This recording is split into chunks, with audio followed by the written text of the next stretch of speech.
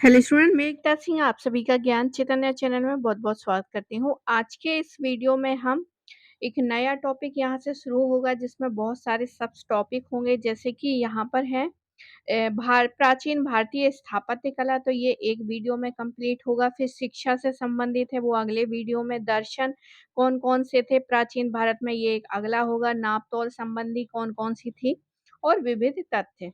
तो ये आर्य competition books की तरफ से होंगे सारे के सारे फैक्ट। तो शुरू करते हैं। सबसे पहला टॉपिक आज हम यहाँ इस वीडियो में स्थापत्य कला के बारे में देखते हैं। तो स्थापत्य कला में हमें कौन-कौन सी नागर शैली दिखाई देगी, बेसर शैली दिखाई देगी प्राचीन भारत में ही, और हमें द्रविड़ शैली दिखाई देगी। द्रविड़ वाली में भी बहुत सारे जो है टाइप्स उसमें देखेंगे। तो ये सारे डिटेल में हम यहाँ पर, और जो इम्पोर्टेंट फैक्ट हैं एग्जाम की दृष्टि से, चाहे वो टीजीटी, पीजीटी हो, यूजीसी नेट हो, सभी में यहाँ से क्वेश्चन पूछे जाते हैं। तो शुरू करते हैं। हिंदू मंदिर स्थापत्य। तो प्राचीन भारतीय साहित्य में मंदिर के लिए देवालय, देवकुल, देवगृह या देवायतन जैसे शब्दों का प्रयोग हुआ है। प्रारंभिक कला, साहित्य व गुहा लेखों में मंदिर को प्रासाद कहा गया है। मंदिर शब्द का सर्वप्रथम प्रयोग 7वीं शताब्दी में मनसार नामक कला ग्रंथ में हुआ है। तो मंदिर शब्द का जो सर्वप्रथम यूज है हमें देखने को मिल रहा है। सबसे पहले मनसार नामक एक ग्रंथ है, वहां पर मंदिर का जो शब्द है वो वहां से निकल कर हमारे सामने आता है। समरंगण सूत्रधार में विविध मंदिर शैलियों की चर्चा होती है। शिखर मंदिर का अविभाज्य अंग है। शिखर मंदिर का अविभाज्य अंग है। उत्तर भारत के मंदिरों में अमलक युक्त रेखा शिखर, आम आमलक अमलक अमलक इस तरह से जो है अमलक बने रहते हैं। ये अमलक जो है वो उत्तर भारत में बने रहते हैं। तो ये जो अम्लक रेखा शिखर तथा दक्षिण भारत में कूट युक्त पिरामिड, तो कूट युक्त पिरामिड हमें इस तरह से देखने को मिलते हैं। और अम्लक तो मैंने यहाँ पर ड्रॉ करके भी बता दिया है कि इस तरह से जो है हमें दक्षिण भारत में जो है देखने को मिलते हैं इस तरह से। आगे देखते हैं। हिंदू मंदिर स्थापत्य के अवशेष गुप्त काल से मिलना प्रारंभ होते हैं। मंदिर स्थापत्य के प्रमुख आंतरिक अंग अगर हम बात करें, मंदिर स्थापत्य में कौन-कौन से एक मंदिर में अंग देखने को मिलते हैं। मतलब अगर जैसे हम कोई भी घर बनाते हैं तो घर बनाने के लिए कि ये बेडरूम होगा, फिर यहाँ से ये बेडरूम यहाँ से गेट होगा, गेट के अंदर जो है वो थोड़ा-सा खाली जगह होगा। तो उसी तरह से मंदिर स्थापत्य के भी बहुत सारे जो है अंग थे। सबसे पहले है गर्भगृह। गर्भगृह वो है भाग है जहाँ पर मूर्ति स्थापित होती थी। तो मंदिर का वह भाग जिसमें देव मूर्ति स्थापित की जाती थी, वो क्या हो गया? गर्भगृह। प्रायः वर्गाकार हुआ करता था। ज़्यादातर वर्गाकार ही हुआ करता था गर्भगृह। अब मंडप है, मंडप जो है गर्भगृह के सामने। तो मान लीजिए यहाँ पर मूर्ति है, तो यहाँ पे एक मंडप हुआ करता था जहाँ पर हवन वगैरह और ये सारे चीज़ें की जाती थी। इसके अलावा यहाँ जो है वो बरामदा हुआ करता था, तो गर्भगृह के सामने स्तंभों पर आधारित एक बरामदा जो है मंडप कहलाता था। अर्ध मंडप की बात करें, ड्योढ़ी, तो मंडप के सामने आयताकार बरामदा। अर्ध मंडप मतलब जो मंडप के सामने थोड़ा-सा एक आयताकार बरामदा, उसको अर्ध मंडप कहते हैं। अंतराल या दलान, गर्भगृह या मंडप को जोड़ने वाला भाग, गैलरी, उसको अंतराल बोलते थे। तो मान लीजिए ये एक मंदिर है, यहाँ पर जो है मूर्ति रखी गई है और यहाँ पर एक मंडप है और यहाँ पर एक अर्ध मंडप है। तो यहाँ पर गर्भगृह समझ में आ गया। मंडप जो गर्भगृह के सामने जो है स्तंभों पर रहता था, ये स्तंभ बने होंगे यहाँ पर, और बरामदा टाइप का, और अर्धमंडप, अर्धमंडप, मंडप के सामने आयताकार बरामदा, उसको अर्धमंडप, और दलान या गर्भगृह, इनके बीच जो जोड़ने वाला भाग होता था वो गैलरी होती थी। आगे देखते हैं प्रदक्षिणा पथ। अब जो गर्भगृह है, ये जो मंदिर है, यहाँ पर मूर्ति है, अगर इसके हम चारों ओर चक्कर लगा सकते हैं तो ये प्रदक्षिणा पथ हो जाएगा। गर्भगृह के चारों ओर परिक्रमा करने के लिए गैलरी नुमा। आगे देखते हैं गुप्त काल के आरंभिक मंदिरों की छतें सपाट होती थी, अर्थात शिखर विहीन होती थी। तो गुप्ता के मंदिर जो है हमें कुछ इस तरह से देखने को मिलते हैं, कुछ इस तरह से यहाँ पर जो है इस तरह से ये जो है शिखर, ये नहीं था गुप्त काल में। सांची के मंदिर का नंबर 17 एवं एरण से प्राप्त विष्णु व वराह के मंदिर, ऐसे ही हमें उदाहरण मिलते हैं जिसमें इस तरह का जो है हमें किसी भी प्रकार का यहाँ पर शिखर दिखाई नहीं देता। कौन कौन से? सांची का मंदिर 17 और एरण से प्राप्त विष्णु वराह के मंदिर। अब कुछ गुप्त काल में बिना शिखर के मंदिर बने हैं, जैसे नचना कुठारा का पार्वती मंदिर। ये सारे उत्तर प्रदेश में ही है लगभग, और कुछ मध्य प्रदेश में भी है। नचना कुठारा का पार्वती मंदिर, भूमरा का शिव मंदिर, एहोल का लाड खान मंदिर, और मेगुती मंदिर। तो बिल्कुल याद रखना है, जिस पर कोई शिखर नहीं बना है, नचना कुठारा, भूमरा, एहोल का लड खान मंदिर और मेगुती मंदिर। अब कुछ और भी मंदिर हैं जो कि गुप्त काल के हैं, लेकिन इन सब पर क्या है, ये शिखर जो है ये देखने को मिलता। अब ये कौन-कौन से हैं, तो देवगढ़ का दशावतार मंदिर है, जिसमें जो विष्णु जी लेटे हैं और शेष नैया जो है पार्वती जी, सॉरी, लक्ष्मी जी हैं जो पैर दबा रही हैं। तो देवगढ़ का दशावतार मंदिर, कानपुर का भीतरगांव मंदिर, बोधगया का महाबोधि मंदिर, बोधगया का महाबोधि मंदिर, शोलापुर का तेर मंदिर। तो देवगढ़ का दशाव मंदिर आपने सभी ने सुना होगा, कानपुर का भीतरगांव मंदिर भी सुना होगा, बोधगया का महाबोधि मंदिर, यहाँ ये याद रखने वाली चीज है, और शोलापुर का तेर मंदिर, इन सब पर जो है ये शिखर हमें देखने को मिलता है। आगे देखते हैं, एग्जाम में इसी तरह के क्वेश्चन आते हैं और हम क्या करते हैं, फंस जाते हैं। तो हमें दो पता रहते हैं, दो नहीं पता रहते हैं, तो ये भी याद रखना है कि किसमें शिखर बने हैं और किसमें शिखर नहीं बने हैं। आगे देखते हैं, पांचवा है एहोल का दुर्गा मंदिर। तो कुल 5 ऐसे मंदिर हैं जो गुप्ता टाइम के हैं, समय के हैं, और वो क्या करते हैं, उनमें शिखर नहीं, मतलब शिखर है। आगे देखते हैं, गुप्तकालीन मंदिरों के प्रवेश द्वारों का पर जो है कच्छ, पारुण, यमुना, यमुना और मकररुद्र गंगा की मूर्ति, मतलब जैसे ही हम गेट के एंटर करेंगे तो यहाँ पर गंगा और यमुना की मूर्तियां हमें देखने को मिलती हैं। गुप्त काल की ये देन है।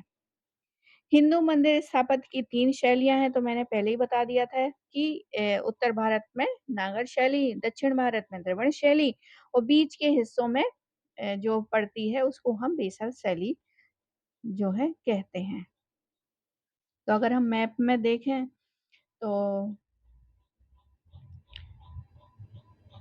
तो ये दक्षिण वाले में जो होगी वो द्रविड़ होगी, ऊपर वाले उत्तर वाले में नागर होगी, और कुछ बीच हिस्सा, मतलब जो पश्चिम और पूरब का जो बीच वाला हिस्सा पड़ता है उसमें बेसर शैली हमें देखने को मिलती है, मतलब द्रविड़ भी है और नागर भी है। आगे देखते हैं, अब ये द्रविड़ नागर ऐसे नहीं है कि दोनों द्रविड़ और नागर अलग-अलग मंदिर, एक ही मंदिर में हमें नागर शैली भी मिलती है और एक ही मंदिर, उसी मंदिर में हमें द्रविड़ शैली के तत्व मिलेंगे, तब हम उसको बेसर शैली कहेंगे। अब हम नागर शैली की बात करते हैं। सबसे पहले नागर शैली जो है, नागर शैली को आर्य शैली, पर्वतीय शैली, लाट शैली कहाँ पर बोला गया? गुजरात में, एवं कलिंग शैली उड़ीसा में भी कहा जाता है। हिमालय से विंध्या तक इस शैली का प्रसार हुआ है। तो नागर शैली को आर्य शैली, पर्वतीय शैली, लाट शैली एवं कलिंग शैली भी कहा जाता है। हिमालय से विंध्या तक इस शैली का जो है प्रसार हमें देखने को मिलता है। अब नागर शैली की विशेषता क्या है? तो सबसे पहले है ऊंचा चबूतरा। कोई भी मंदिर बना होगा तो एक ऊंचे चबूतरे पर ही जो है निर्माण किया गया होगा, कुछ इस तरह से।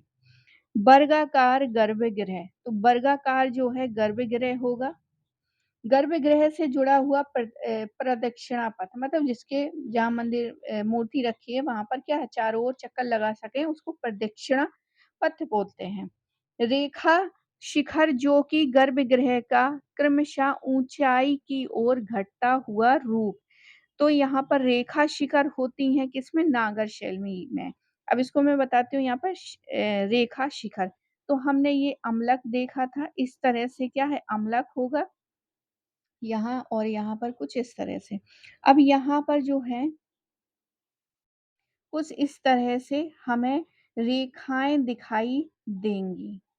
तो ये जो रेखा दिखाई देती हैं इसको रेखा शिखर, जो कि गर्भगृह का क्रमशः ऊँचाई की ओर, अब ये जैसे ऊँचाई है तो यहाँ पर ये नीचाई है तो यहाँ पे फैल रही है, ऊँचाई की तरफ क्या हो रही है, घटती हुई नज़र आ रही हैं। आगे देखते हैं नागर शैली के प्रमुख मंदिर। तो अभी मैंने खजुराहो के ही मैं एग्ज़ाम्पल लेने वाली थी, तो यहाँ पर खजुराहो के मंदिर देखते हैं। तो खजुराहो के मंदिर चंदेल शासकों ने बनवाए थे, ये बहुत अच्छी अवस्था में है आज भी। तो चंदेल शासकों द्वारा निर्मित खजुराहो के मंदिर जो हैं, खजुराहो के मंदिरों में विद्याधर चंदेल द्वारा निर्मित कंदरिया महादेव का मंदिर सबसे प्रसिद्ध है।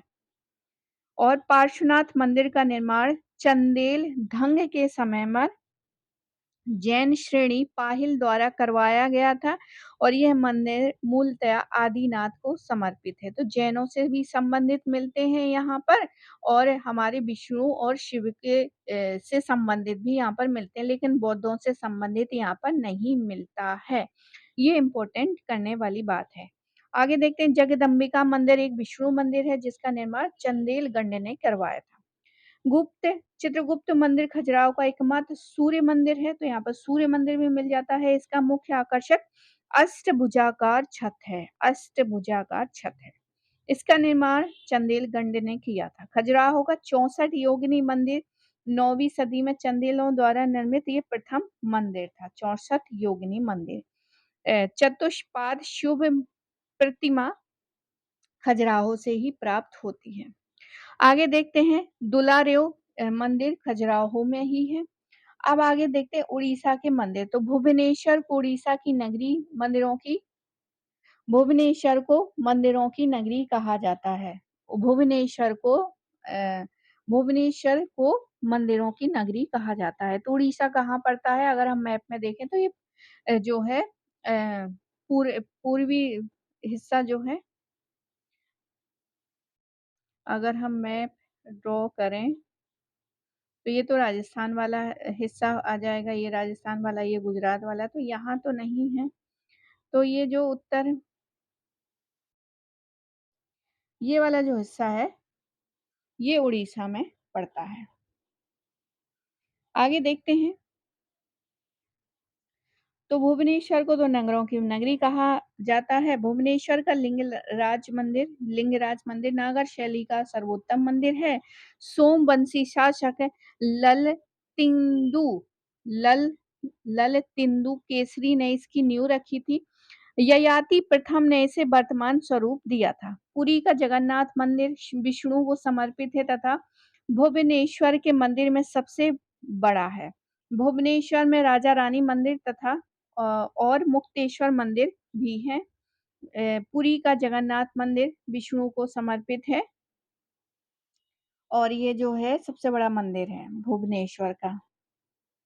आगे देखते हैं। भुवनेश्वर में राजा रानी और मुक्तेश्वर मंदिर है, ये हो गया। आगे देखते हैं पुरी का जगन्नाथ मंदिर का निर्माणकर्ता गंग शासकों ने अवंत बर्मन चोडगंग ने करवाया था। इसका निर्माण 12वीं शताब्दी में हुआ था। कोणार्क का सूर्य मंदिर है, आप सभी को पता होगा, सबने देखा होगा पिक्चर को भी। उड़ीसा के समस्त मंदिरों में विशाल है। इसे काला पगोड़ा भी कहते हैं। तो कभी-कभी छोटे-छोटे एग्जाम में टीजीटी, पीजीटी इसमें पूछ लिया जाता है, कोणार्क को और अन्य नाम से जानते हैं, तो नाम हमारा होगा सही काला पगोड़ा।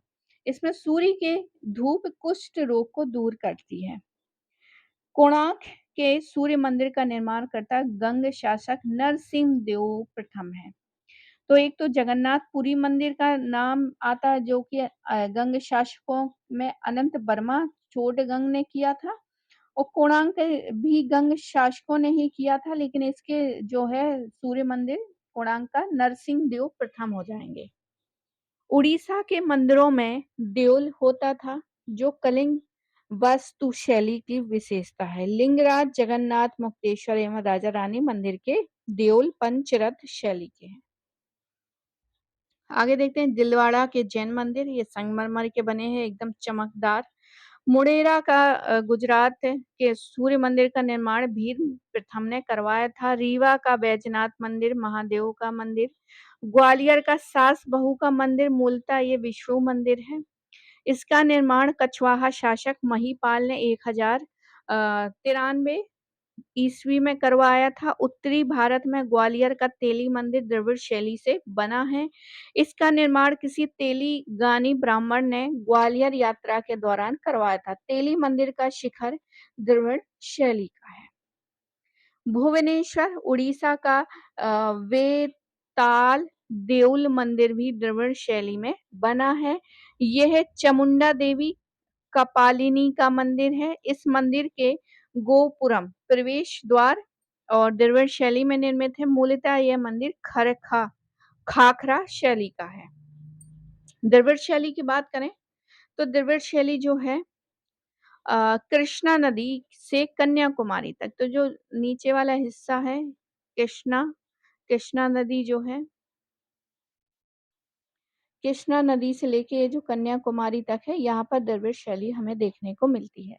द्रविड़ शैली में भारत के प्रचलित थी और द्रविड़ शैली बहुकोष्ठीय श्रेणी है। इसमें शिखर आमतौर पर अष्टकोणीय होती थी। इस शैली के मंदिरों का मुख्य विशेषताएं निम्नलिखित हैं। ये मंदिर विशाल प्रांगण के मध्य बनाए गए हुए हैं। वर्गाकार गर्भगृह व चारों ओर ढका हुआ प्रदक्षिणा पथ है। पिरामिडाकार शिखर विमान है। भव्य गोपुरम है। प्रवेश द्वार मुख्य प्रवेश के ऊपर निर्मित भवन जो सामान्य अलंकृत एवं बहुमंजिले होते हैं, उन्हें गोपुरम कहते हैं। आगे और देखते हैं द्रविड़ शैली के विकास में दक्षिण के 4 वंशों का बहुत ज्यादा योगदान है, जैसे पल्लव काल, राष्ट्रकूट काल, चोल काल और पांड्य काल। पल्लव काल कौन सा? 600 ईस्वी से लेके 900 ईस्वी तक का टाइम रहता है। राष्ट्रकूटों का 750 से लेके 950। चोल कालों का 900 ईस्वी से लेके 1150 ईस्वी और पांड्य काल का 1100 ईस्वी से लेके 1350 ईस्वी तक 3050 ईस्वी तक। द्रविड़ शैली के मंदिरों का विशद उल्लेख इन राजवंशों के इतिहास में मिलता है। तो जब हम इसको पढ़े थे, तब हमने बताया था कि किसने कौन सा निर्माण किया था। अभी जितने मंदिरों के नाम आएंगे उसका वो भी बताया जाएगा कि किसके काल में हुआ, जैसे हमने उत्तर के में बताया था। तो आगे देखते हैं मंडप जो है पल्लव शैली की, शिखर विमान चोल शैली की एवं गोपुरम पांड्य शैली की मुख्य विशेषताएं हैं। गर्भगृह को देवुल तथा सभा मंडप को जगमोहन कहा जाता है। मदुरै का मीनाक्षी मंदिर पांडवों ने बनवाया था। पांड्य काल मतलब 1100 से लेकर 1350 ईस्वी तक। मदुरै के मीनाक्षी मंदिर में कुल 11 गोपुरम है, जो कि सर्वाधिक है। इसमें सबसे बड़ा गोपुरम जो है 60 मीटर ऊंचा है। यह दक्षिण भारत का सबसे विशाल गोपुरम है। अब हम बात करेंगे वेसल शैली की, मतलब ऐसे कोई एक मंदिर जिसमें द्रविड़ शैली भी है और नागर शैली भी उपस्थित है, उस मंदिरों को क्या बोलेंगे? उन मंदिरों को वेसल शैली कहेंगे। विंध्य से लेकर कृष्णा नदी के मध्य तक इस शैली का प्रसार होता नजर आता है। तो कृष्णा नदी से कन्याकुमारी तक तो द्रविड़ चलता है। कृष्णा से ऊपर हम बात करें और विंध्या के बीच विंध्या तक ये वेसल शैली यहाँ पर चलती है। बैसर शैली की संरचना नागर शैली में है, जबकि अलंकरण क्या है? द्रविड़ शैली का है। ये सबसे इम्पोर्टेंट है। बैसर शैली में तो इनकी पूरी संरचना दिखाई देती है, लेकिन अलंकरण द्रविड़ शैली का किया गया है। चालुक्य एवं होयसाल शासकों ने बैसर शैली को प्रोत्साहित किया था। होयसाल वंश के शासकों की राजधानी द्वार समुद्र थी और इसका जो नाम है हेलीबिड है। द्वार समुद्र का नाम जो है हेलीबिड है। ये कर्नाटक में है द्वार समुद्र, जिसको हेलीबिड बोलते हैं, कर्नाटक में है। हेलीबिड का विष्णुवर्धन के काल में निर्मित होयसालेश्वर का मंदिर बैसर शैली का श्रेष्ठ उदाहरण है। अब आ जाती है बौद्ध कला। तो बौद्ध कला, चूँकि ये प्राचीन भारत की है, तो बौद्ध कला भी देख लेते हैं। तो बौद्धों में हमें देखने को मिलता है, स्तूप मिलता है, चैत्य मिलता है, विहार मिलता है। तो यहीं हम समझ लेते हैं मोटी-मोटा बातें कि बौद्ध स्तूप क्या है? स्तूप इस तरह से बनाए जाते हैं, चैत्य और विहार। विहार तो रहने के लिए है और चैत्य मतलब इस तरह से कोई चबूतरा। तो इसको देखते हैं। सर्वप्रथम सबसे पहले स्तूप को देखते हैं। स्तूप जो है पूजा के उद्देश्य से निर्देशन महापरिनिर्वाण सूत्र में मिलता है और सर्वप्रथम बुद्ध ने स्वयं अंगद को चक्रवर्ती शासकों की समाधि स्वरूप बनाने वाले स्तूपों की तरह स्तूप बनाने के निर्देश दे दिए थे। स्तूप का शाब्दिक अर्थ होता है किसी वस्तु का ढेर, मतलब ढेर लग जाता है, कुछ इस तरह से बन जाता है, तो वही होता है स्तूप। स्तूप का प्रारंभिक उल्लेख हमें ऋग्वेद में मिलता है। स्तूप का निर्माण मृतक की चिता के ऊपर या मृतक की चुनी हुई अस्थियां, जैसे बुद्ध का दांत हो गया, उस पे स्तूप बना दिया। बुद्ध के कुछ और भी जो सामग्री थी, उसको ऊपर भी हम क्या बना सकते हैं, यहाँ पर स्तूप हमें देखने को मिलते हैं।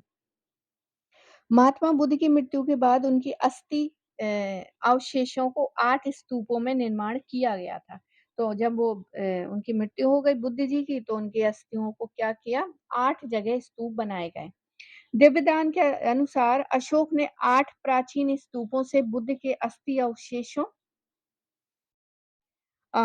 को निकलवाकर 84,000 84 स्तूपों का निर्माण करवाया था। मतलब टोटल जो है 8 जगह जो रखे गए थे, वहाँ से उन्होंने निकलवा लिए और 84,000 स्तूपों का निर्माण करवाए। लेकिन सुमंगल विलासिनी के अनुसार अशोक ने सिर्फ 84 विहार बनवाए थे। तो आगे देखते हैं, अशोक द्वारा निर्मित प्रारंभिक स्तूप जो है भरूच हो गया, सांची हो गया, सारनाथ हो गया और तक्षशिला हो गया, अमरावती हो गया, बोधगया हो गया, वैराट हो गया। तो जिसको सारनाथ का, जिसने नहीं देखा है, वो वीडियो को आप शॉर्ट में जाएँगे तो वहाँ आपको सारनाथ का मिल जाएगा। आगे देखते हैं, स्तूप जो है 4 तरह के होते हैं। कौन-कौन से स्तूप? तो ये देख लेते हैं। एक तो शारीरिक स्तूप। शारीरिक स्तूप वे स्तूप होते हैं जिसमें बुद्ध एवं उनके शिष्यों के शरीर, धातु, केश, दंत आदि रखे जाते हैं, उनको शारीरिक स्तूप बोलते हैं। भौगोलिक स्तूप मतलब जो महात्मा बुद्ध द्वारा लाई गई वस्तुओं पर बनाए गए स्तूप, वो पारिभौगिक स्तूप कहे जाते हैं। जैसे भिक्षा पात्र हो गया, चीवर हो गया, पादुकाएँ हो गई और एक्सेट्रा बहुत सारी। आगे देखते हैं उद्देशिका। उद्देशिका स्तूप क्या है? बुद्ध के जीवन की महत्वपूर्ण घटनाओं से जुड़े, जैसे उनको ज्ञान की प्राप्ति हो गई तो वहाँ पर एक स्तूप बनवा दिया, इस तरह से तो हो गया उद्देशिका स्तूप। जैसे अष्ट महास्थानों पर जो है निर्मित स्तूप हैं। पूजार्थ स्तूप बुद्ध की श्रद्धा से वशीभूत हो गए किसी ने, यूँ ही स्तूप बना दिया, उसको पूजार्थक स्तूप कहेंगे। तीर्थ स्थानों पर निर्मित स्तूप और मोनाती स्तूप भी इसको कहे जाते हैं और ये प्रायः धनवान व्यक्तियों द्वारा बनवाए जाते थे। अब स्तूप निर्माण की 2 शैलियाँ हैं, एक तो भारतीय शैली देखने को मिलती है और एक गांधार शैली देखने को मिलती है।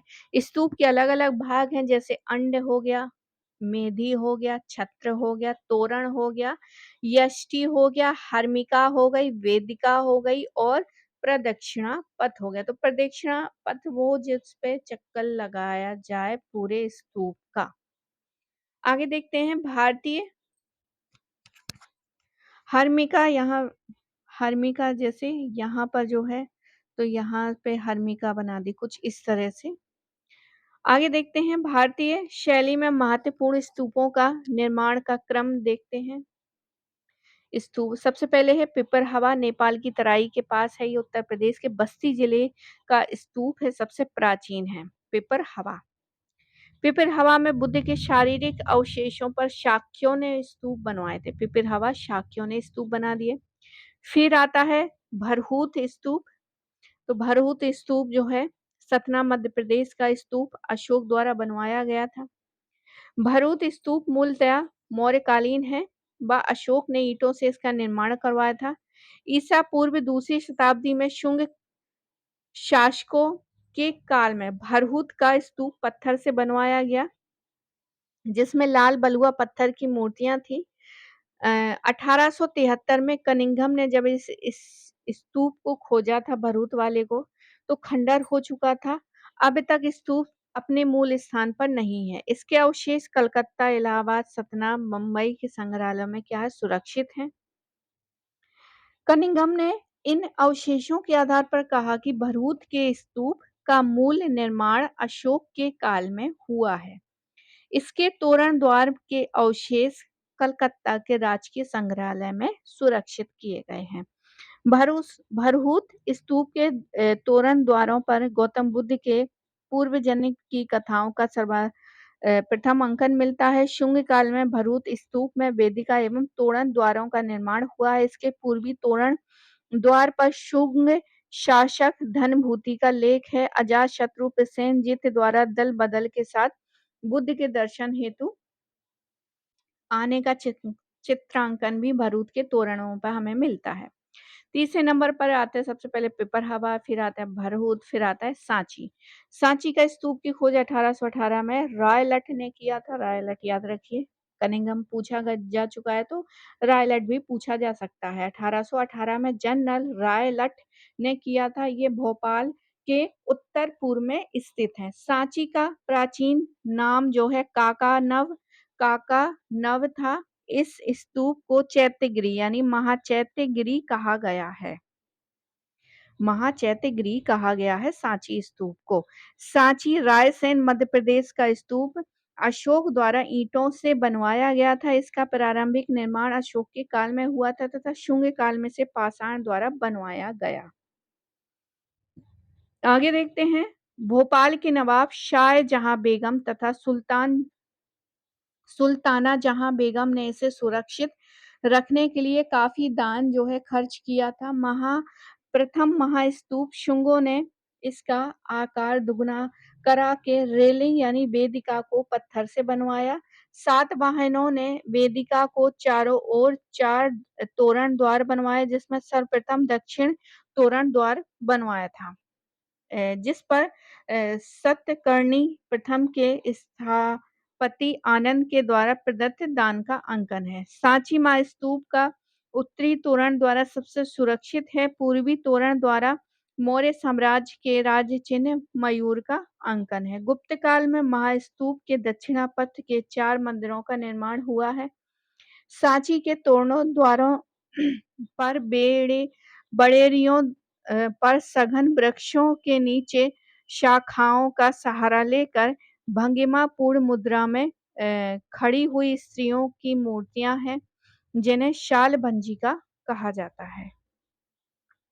प्रथम महास्तूप को त्रिमेधी स्तूप भी कहा गया है। द्वितीय स्तूप को देखते हैं तो इसमें तोरण द्वार नहीं है, इसमें काला स्तूप भी इसको कहते हैं। तृतीय स्तूप इसमें एक तोरण द्वार है जो सातवाहनों के समय बनवाया गया था। सांची से प्राप्त 3 स्तूपों में क्रमशः प्रथम विशाल स्तूप या महास्तूप में भगवान बुद्ध के, द्वितीय स्तूप में अशोक कालीन धर्म प्रचारकों के तथा तृतीय स्तूप में बुद्ध के 2 शिष्यों सारिपुत्र तथा महामोदग्लायन के धातु अवशेष यहाँ पर सुरक्षित किए गए हैं। भरूच तथा सांची स्तूप में बुद्ध का मानव रूप से अंकन नहीं मिलता है।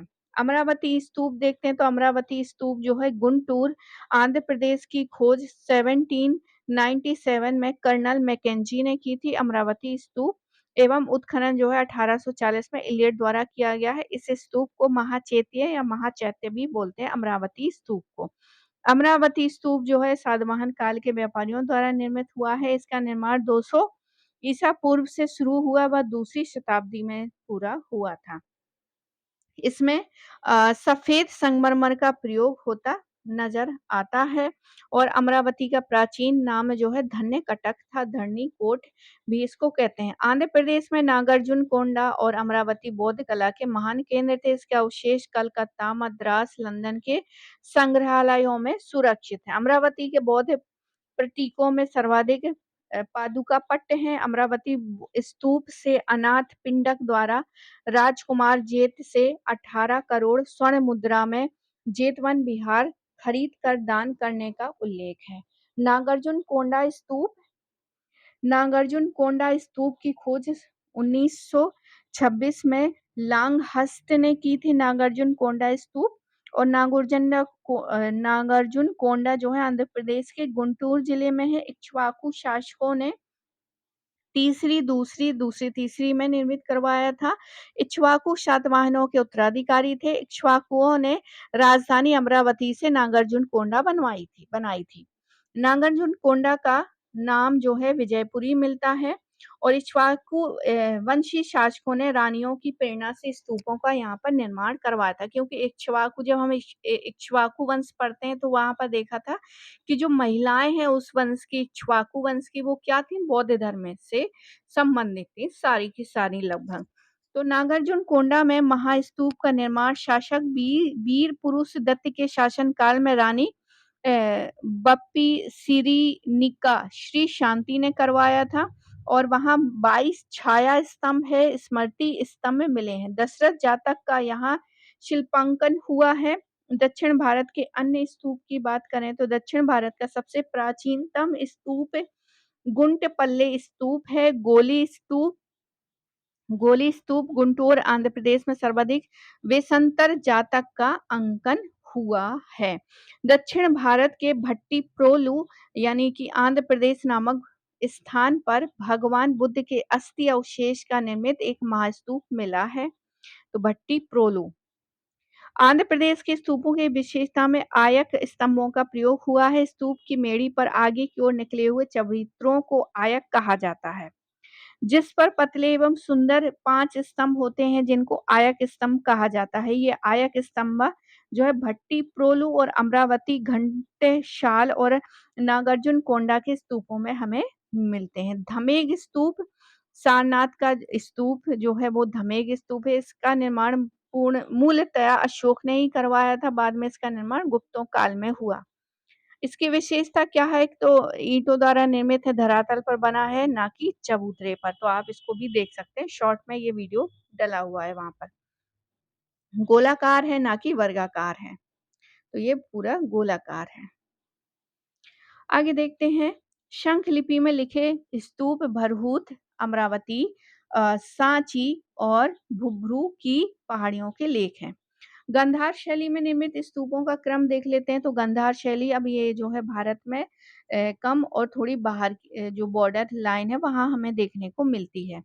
तक्षशिला यानी धर्म राज्य का स्तूप गंधार शैली का बौद्ध स्तूपों का एक उदाहरण है। धर्म राज्य का इसके शीर्ष भाग पर दरार होने के कारण इसे चीर स्तूप भी कहते हैं। दरार पड़ गई इसलिए चीर स्तूप बोल दिया। इसका प्रारंभिक निर्माण अशोक के काल में हुआ और अशोक के काल में इनका पुनर्वर्धन एवं 4वीं शताब्दी ईस्वी में इनका पुनर्निर्माण हुआ। धर्म राज्य का स्तूप ऊंचे आधार पर यानी चबूतरे पर बना वृत्ताकार स्तूप है। तक्षशिला में मणिक्यालाल स्तूप का निर्माण कनिष्क के दंडनायक लल ने करवाया था। पुरुषपुर स्तूप की बात करें तो कनिष्क द्वारा निर्मित पुरुषपुर वर्तमान में पेशावर पाकिस्तान में है। इसका वास्तुकार जो है अंगिलस था। इसका वास्तुकार पुरुषपुर स्तूप का अंगिलस है। आगे देखते हैं, पुरुषपुर स्तूप में ऊपर पद्मासन मुद्रा में प्रभास मंडल युक्त बुद्ध की मूर्ति तथा दाएं बाएं ब्रह्म एवं इंद्र की मूर्तियां खड़ी हैं। राजगृह स्थित जरासंघ की बैठक स्तूप एवं मीरपुर खास स्तूप का निर्माण भी गुप्त काल में हुआ है। तख्ते, बही स्तूप व पुरुषपुर स्तूप गांधार शैली में बने हैं। सबसे प्राचीन स्तूप की बात करें तो पिपरपावा और इसके बाद भरूच है। सबसे बड़ा अमरावती, सबसे प्रसिद्ध सांची। बिहार की बात कर लेते हैं। तो अभी तक हमने स्तूपों की बात की, अब हम बिहार की बात करते हैं। तो चैत्य गृहों के समीप भिक्षुओं को रहने के लिए आवास बनाए जाते थे, जिन्हें बिहार कहे जाते हैं। महाराष्ट्र में जुन्नार नामक स्थान से बौद्ध विहारों का विशालतम समूह मिलता है, जिसमें 130 गुफाएं हैं। जुन्नार में एक चैत्य का निर्माण 3 यवनों द्वारा करवाया गया है, जिनके नाम चैत्य में अंकित हैं। यह वर्तुलर या गोलाकार चैत्य गृह है। जुन्नार से प्राप्त एक गुफा को गणेश लेनी कहते हैं। कृष्णा कावे गोदावरी नदियों के बीच भट्टी प्रोलु पेड़गंज गोली जगयटपेटी और घटशाल आदि स्थानों पर अनेक स्तूप और चैत्य हमें बिहारों का सातवाहन इक्ष्वाकु काल में निर्मित हुआ है। आगे देखते हैं जय पेट, ये पूछा गया क्वेश्चन है, ये भी पूछ सकता है, ये भी गोली भी पूछ सकता है कि क्या है ये। तो ये सारे के सारे जो है कृष्णा और गोदावरी नदियों के बीच हैं। चैत्यों की बात करते हैं। अब जो है बौद्ध धर्म में पूजा गृह क्या कहलाते थे? चैत्य कहलाते थे। चबूतरा नहीं है, चैत्य है। और यहाँ पर लोग बैठ के वहां पर पूजा करते थे। भाजा का चैत्य सबसे प्राचीन है। भाजा पुणे महाराष्ट्र का अर्धवृत्ताकार है। आगे देखते हैं कालक्रम की दृष्टि से हीनयान चैत्य क्रमों का जो है क्रम क्या है। भाजा के बाद कोंडाने, पीतलखोरा, अजंता गुफा नंबर 10 और बेदसा अजंता गुफा नंबर 9 नासिक कार्ले के चैत्य इस क्रम में निर्मित हुए हैं। ये भाजा से कार्ले तक संख्या में 8 हैं। कोंडाने से सर्वप्रथम पार्श्ववर्तिका मिला है। पीतलखोला गुफा का वास्तुकार कान्हा तथा कोंडे गुफा का वास्तुकार बाल का था। पीतलखोरा का निर्माण प्रतिष्ठान के श्रेष्ठियों द्वारा करवाया गया था। सबसे प्रसिद्ध चैत्य जो है कार्ले महाराष्ट्र का है। ये भारत का सर्वोत्तम चैत्य गृह है। ये हीनयान चैत्य परंपरा का चरमोत्कर्ष है। कार्ले चैत्य सातवाहन शासकों द्वारा प्रथम शताब्दी ईस्वी में बनवाया गया था। कार्ले भोरघाट पर्वत श्रेणी में है। कार्ले भारत का सबसे सुंदर, सबसे बड़ा, सबसे सुरक्षित एवं सबसे प्रसिद्ध चैत्य है। कार्ले चैत्य में उत्कीर्ण लेख में जम्बूद्वीप का सर्वोत्तम चैत्य गृह कहा गया है। कार्ले चैत्य का निर्माण सातवाहन शासक पुलुमावी के शासन काल में वैजयंती के भूतपाल श्रेष्ठी ने करवाया था। कार्ले की एक गुफा को हरफन नामक पारसीक ने दान में दिया था। नासिक चैत्य गृह को पांडुलेण कहा जाता है। इसका निर्माण भट्टी पालिका ने करवाया था। इसका निर्माण किसने करवाया था? भट्टी पालिका ने करवाया था। यहाँ एक संगीतशाला का निर्माण वासु नायक महिला ने करवाया था। यहाँ एक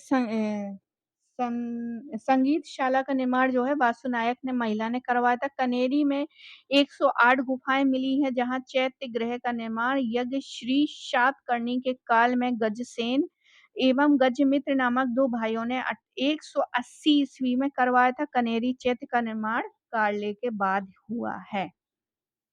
महायान परंपरा के चैत्य देख लेते हैं। तो अजंता गुफा नंबर 1926 तक 550 इनका टाइम पीरियड शुरू होता है और 600 ईस्वी तक इनका टाइम पीरियड था अजंता का गुफा नंबर 1926 का। एलोरा का देखते हैं 450 से लेके 650 तक इनका टाइम पीरियड रहता है। और औरंगाबाद का भी महायान परंपरा के चैत्य हैं। विदेशों में बौद्ध कला का देख लेते हैं। आगे देखते हैं विदेशों में क्या था। तो अफगानिस्तान में बमियान, कभी-कभी यहाँ से भी क्वेश्चन पूछता है लेकिन सिंपल पूछता है, तो ये भी देख लेते हैं विदेशों में बौद्ध कला कैसे फैली।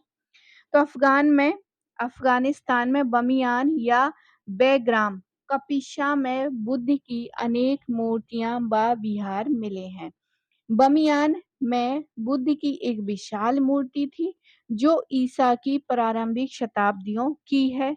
दुर्भाग्यवश हाल ही में अफ़गानिस्तान के तालिबान शासकों ने इसे तोड़कर नष्ट कर दिया। जावा इंडोनेशिया के बोरोबुदुर में सबसे विशाल बौद्ध मंदिर है। यह 8वीं शताब्दी के जावा के शैलेंद्र शासकों ने बनवाया था। शैलेंद्र शासक चंद्रगोबिन के प्रभाव में आकर बौद्ध बने थे। मतलब ये जो शैलेंद्र है वो चंद्रगोबिन जो कि बौद्ध थे उनके प्रभाव में आकर बौद्ध बन गए। बंगाल का एक बौद्ध कुमार घोष शैलेंद्र का गुरु था, जिसके आदेश पर शैलेंद्र राजा द्वारा तारा का मोहर मंदिर, श्रीविजय सुमात्रा और जावा का बोरोबुदुर मंदिर बनवाया था। पेगु बर्मा में बुद्ध का आनंद मंदिर है। तो ये थी कुछ कला से संबंधित प्राचीन कला, जिसमें नागर, बेसर और द्रविड़ ये तीनों देखा। उसके अलावा हमने देखा कि क्या है बौद्धों चैत्य, स्तूप, विहार इन सबको देखा और इसके अलावा गांधार शैली इसको भी हमने देखा। तो आई होप आपको ये कला से संबंधित वीडियो पसंद आया होगा। पसंद आया तो प्लीज़ लाइक करें, शेयर करें, सब्सक्राइब करें। मिलते हैं हम अगले वीडियो में। पूरा वीडियो देखने के लिए आप सभी का बहुत-बहुत धन्यवाद।